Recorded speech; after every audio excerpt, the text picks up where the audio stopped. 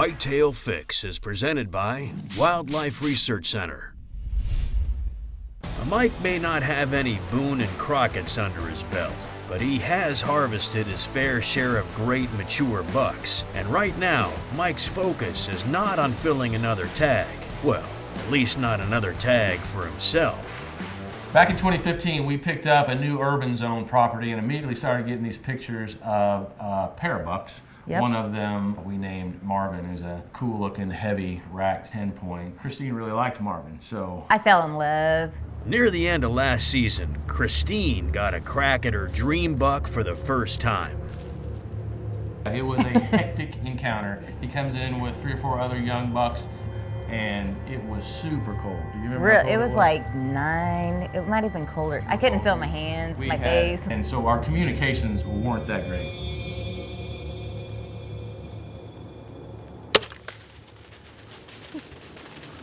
I thought you smoked him.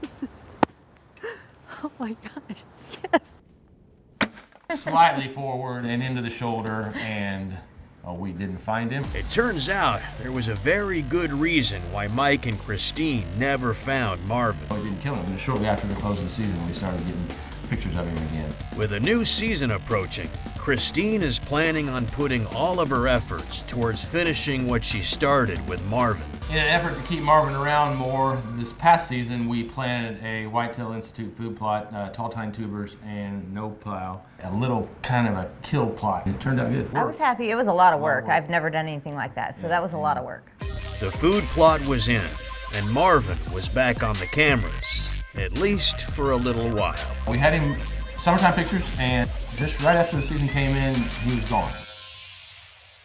It wasn't until January the 10th he showed back up again, gave us 20 days to get him shot. Marvin has finally made his late season reappearance on the Reconyx, but after hunting a buck all season with no luck, it can be hard to stay patient. We were hunting Marvin again over the new food plot, and I see a buck and I tell her it's Shorty, which happens to be another 4-year-old that we have there on the property. And he's called Shorty because he's got absolutely no tine length. Nice width, but his tines are shorter than his brow tines, so that's why he gets the name Shorty.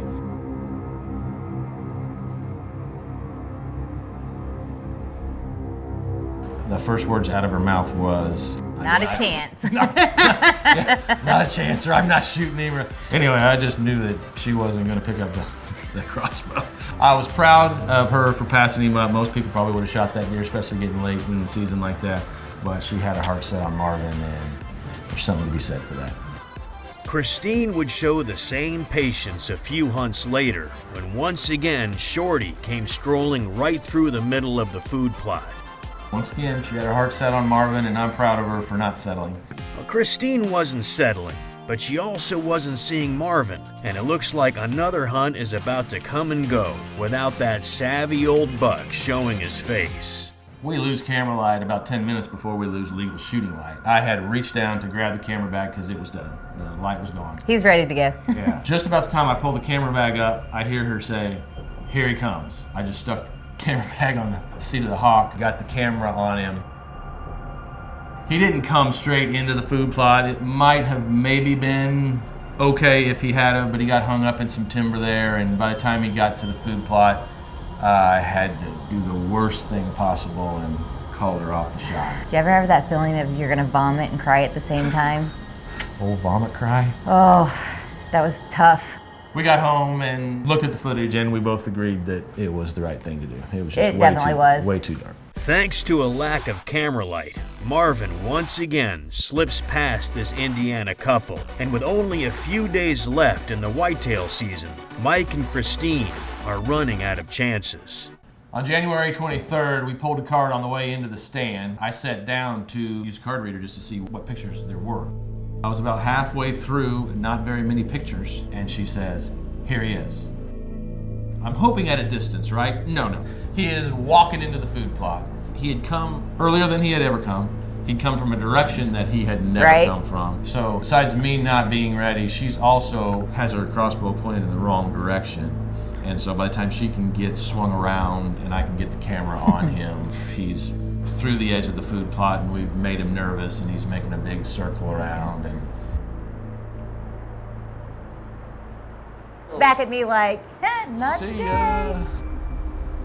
So frustrating to have the deer that we've tried to kill for 2 years, the deer that she's passed other good deer to kill, and to have him in bow range and not get it done was just almost more than I could take. I know she was disappointed, but I think I was twice as disappointed. I think only because we've been hunting him so hard the whole month. That was bad. That close encounter would be a painful memory for Mike and Christine. But just as the season was about to come to a close, Marvin paid them one more visit. On January 28th, 3 days left in the season, and Marvin decides to grace us with his presence. This time he doesn't commit to the food plot. We really had no chance of shooting him this day. Just skirts the food plot where we can see him one last time and walks out of our life for the season. It's frustrating because we had the opportunity to kill him and didn't, but he's gonna be 5. He's already big. He'll be a giant. Yeah, he was big last year. I'm looking forward to this year. Yeah. Christine's whitetail season may be over, but that means it's time to start preparing for next season. There are a multitude of tasks that need to be done to be ready for deer season, including hanging new hawk stands. This hard-working family man has a long history of success as a whitetail hunter. Traditionally, Steve is a bow-only hunter. In fact, he's responsible for introducing one of the Fix's other die-hard bow hunters to the sport. The reason why I'm a bow hunter is because of Steve. Steve told me I needed to buy a bow, and I was totally against it. Now you can't put it down. And now I can't put it. This is the reason why we're here is all his fault. However, in recent years, Steve has embraced some new weapons for whitetail hunting. That's not all that's new for Steve. This year, Mr. Filley is going back to his roots. He's back hunting at his family farm for the first time in a long time. I had to build it from scratch. So. With Steve hunting on his family farm this year, he knows that he has to get some Whitetail Institute food plots put in. We're doing a little food plot this evening. However, thanks to the severe flooding, Steve is worried that a lot of his seed may have washed away. Steve's season may have gotten off to a rough start, but it didn't take long for the Reconics to show him that he had some great bucks to hunt this year. Despite the great bucks on the Reconics, Steve was having a hard time catching one of those bucks on the hoof. We are playing cat and mouse with a couple giant deer. Every evening that we're not here, they show up. Now, with the Missouri rifle season only a day away, Steve is hoping he can spot one of his shooters before the Orange Army invades. The night before opening morning of the rifle season in Missouri, I went back to my faithful stand. I've got the decoy out, the Reinhardt decoy. She's out there moving around, dancing around, so hopefully if something comes in, she'll get their attention. Love this stuff. When I climb up in the tree, I actually spray it around my stand here. It was a good evening. I had all kinds of encounters.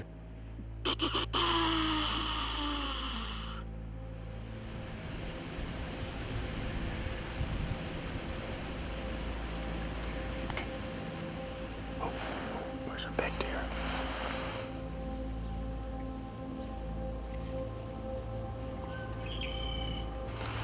Yeah, here comes one of my shooters.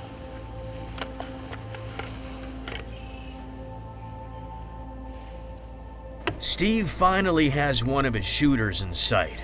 Now, Steve just has to hope this buck comes within bow range. 4-year-old deer, probably 126 inches. I mean, I would have shot him with my bow. I mean, I'm not that picky. You know, a 4-year-old deer is a 4-year-old deer. That's the thing about mature whitetails. They seem to have a sixth sense for avoiding hunters. Just when Steve thought this buck was coming right to him, this old whitetail stepped behind some cover and waited. And waited. And waited. Even if Steve was disappointed that he couldn't get this deer to come in range, he did realize that there was a silver lining to letting this buck go. I knew that if I let it pass, my brother was going to shoot the next day, and he would be done and be out of my hair. Anyway, I snuck out, and 7:30 the next morning, my phone rang, and my brother was so excited he shot that deer. So I thought, there I go, I'm free at last. Steve's brother is tagged out, which means Steve has the family farm to himself. Well, not entirely to himself. There are some giant bucks that are on it too, and Steve is hoping that one of those big bruisers cross his path.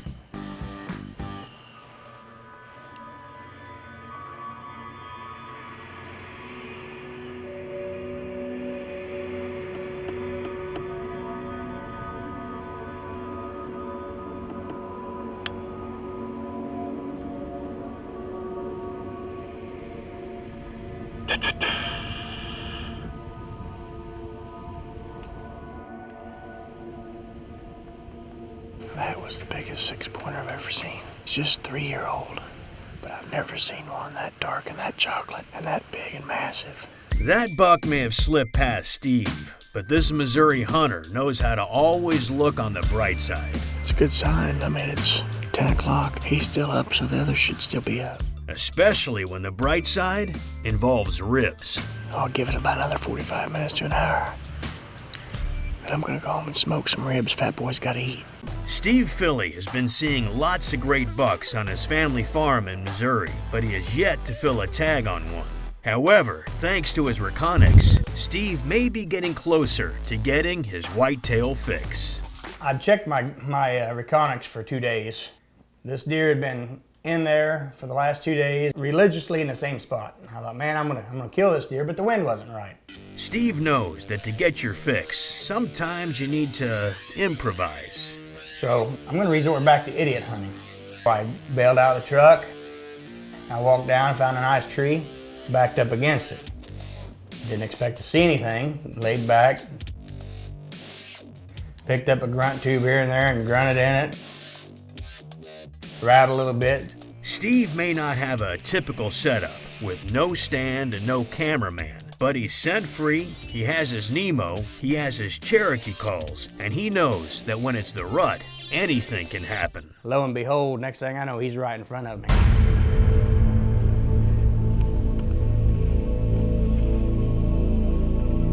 Coming down the ditch, I got my camera panned around to him. By that time, he was already down the ditch coming up my side.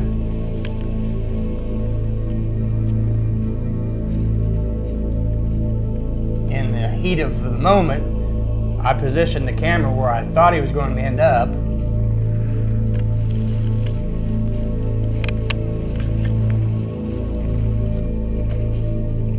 And he ended up maybe 6 feet, maybe a little bit more than that in front of me. I raised the gun up.